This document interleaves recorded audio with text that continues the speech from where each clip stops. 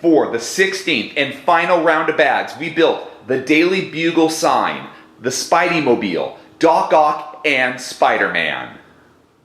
And here is Dr. Otto Octavius, Doc Ock, one of Spider-Man's oldest villains. He appeared back in Amazing Spider-Man #3. And, you know, although I've kind of found these tentacle arms being a problem for Spider-Man, a little hard to swallow when I read the comics because, you know, you can dodge bullets. I do love when they use Doc Ock and his intelligence to beat Spider-Man versus the brute force of the tentacles. But this is a more modern take on the Doc Ock character. You can tell by his suit. It's not like that spandex suit. It's more of a robotic suit. And one of the things I love about Doc Ock is that I actually have several of these minifigures, and every time there's a new way to build his tentacle arms. And these, this arm is probably one of my favorite looking. These arms look the best. They're gonna be great for like posing. So if you wanna get in a little different poses, that's gonna be great. So I think this is the best posable looking Doc Ock arms I've seen.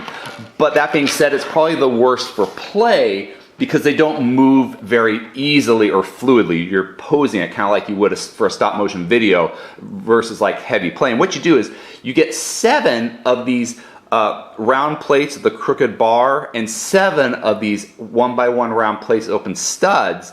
And you just put the stud on top of the round plate on the bar like this, and you just kind of turn it. So you go up, down, up, down, up, down 7 times to get these arms, and then once they're on, you can kind of twist them to whatever pose you want.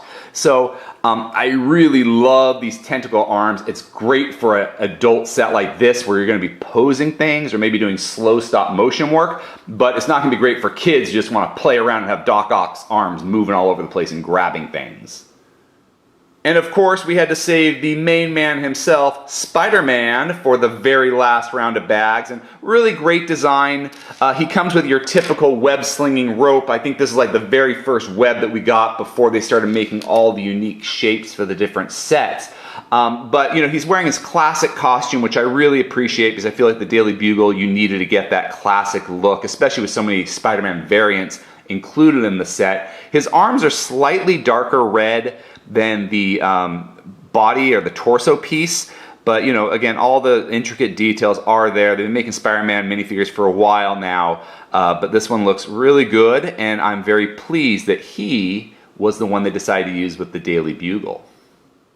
I really love this Daily Bugle sign. It looks amazing, and for whatever reason, like, I've always enjoyed building numbers and letters out of Lego pieces. In fact, some of the first videos on this channel were stop motion builds of numbers. So it just kind of brings back to my original thing of this channel way many years ago. But the Daily Bugle sign itself, we'll take a closer look at, but it's attached to these plates in the back, and they don't just put like Lego bricks, they actually make these little like girders to make it look like it's part of the building. Even though we don't see it and it's hidden by the sign, they still take the time to make this attachment look like it'd be part of a New York building. Here is our Daily Bugle sign up close. You kind of see how they made the letters out of tile pieces, both curved, straight, and a few of the rounded edges. And what you do is each of these letters is basically put on the back of 2 tile pieces, different shapes. Some are cornered, some are straight, and then you just kind of put that on this longer bar, like this longer frame in the back, and they all attach there. Some of them, like the L, you actually put jumper plates on that bar to kind of for the spacing. So it's really kind of a cool design, the way they space the letters out and form the letters. The bugle itself is actually attached to 2 clips because these are not connected. The handle on the bottom is separate from our bugle horn here. And the horn, I love all these red pieces that you get to make it. And then it's just attached with a clip piece. So you put that tile clip here, and then you want to make sure the 2 clips with the handle and the trombone part, or the horn part, are positioned so that it looks like it's connected, when in reality it's 2 separate pieces like that. And but yeah, I really like the way they built the sign. It comes off and on very easily, which is nice for transporting this very large building. As we talked about in the last round of bags, the SpiderMobile attaches to a turn plate, so you can kind of put it in different positions, but it comes off very easily, also attaches very easily. But let's take a closer look now at the SpiderMobile. And here's a close-up view of that SpiderMobile, and this first appeared in Amazing Spider-Man 130 back in 1974, and you know, it's a little funny. It's a sillier moment in Spider-Man history, but it's kind of a cool little build, and I'm glad they worked it into the Daily Bugle. Now, this Doom buggy that Spider-Man and the Human Torch kind of converted into a SpiderMobile to help the Corona Motors advertise their new low pollution engine was short-lived in the Spideyverse, but has a place in all our hearts. But really fun little build. There's some slope pieces. I like the way they use the bars to make the roll cage up front, and the little tubes in the back. You got little jet propulsion, so it can go really, really fast and climb up those walls, just like Spider-Man can climb walls. But yeah, fun little build. Not a lot to it. Very few pieces. In fact, builder Cheetah built this himself. He was very excited about building the little SpiderMobile. When we're all done with the build, these are the pieces that are left over from those big bags. They're just separate bags of webs and fire pieces. And for the fire pieces, we just have 2 of these sticks. And you could use these to extend Firestar's trail of flames behind her if you wanted, but they weren't in the directions to use.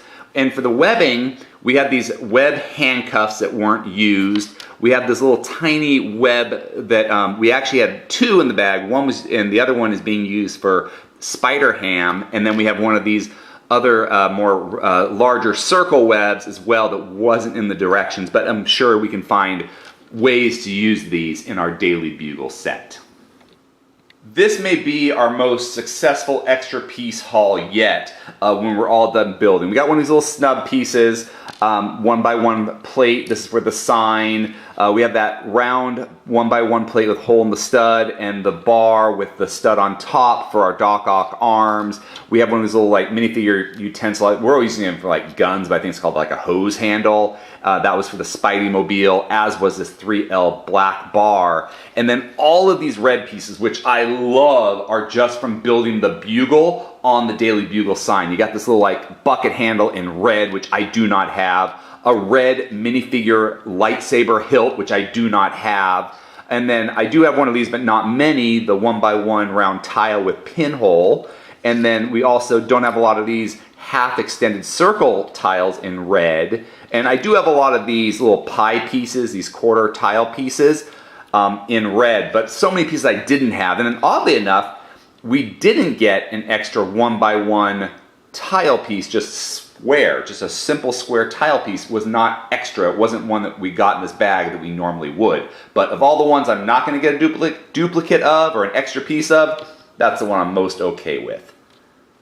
And we are done. So 16 bags later, the Daily Bugle is complete, and I am loving this set. I love the build from the very ground floor to the top of this building. It was just a lot of fun, a lot of great build techniques. I love the final look of the building. I love all the minifigures, and I'm really looking forward to just doing some small modifications here and there to kind of make this my Daily Bugle as opposed to the Daily Bugle that we just take out of a box. If you enjoyed this video, please subscribe or check out some of our other videos. Until next time, let's keep building together.